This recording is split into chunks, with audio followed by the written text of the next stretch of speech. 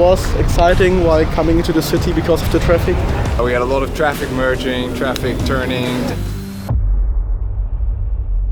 It's feeling quite well actually driving here. It's quite hot as expected. I overtook 2 long road trains, quite impressive I would say. Drove 750 kilometers without any tire problems, and when we checked them we saw that they were basically still brand new.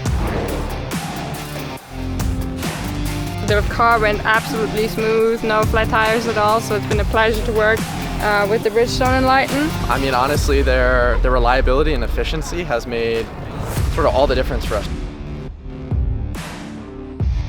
Our battery is pretty drained.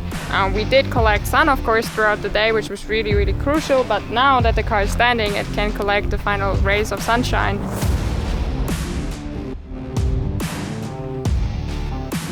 So it's been grueling, it's tough, it's hot out here. Temperatures in the solar cars are typically about 10 degrees hotter than air temperature, which today it's been about 39 degrees.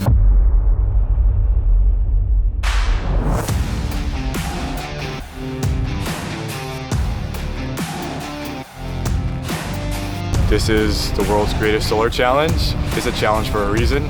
It's going well, but we're working hard.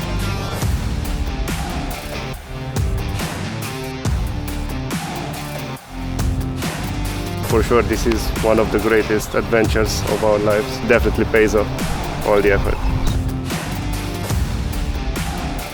It's been fantastic, quite the experience. It's really great seeing all the different cars. And Adelaide, we're on our way, we're halfway there.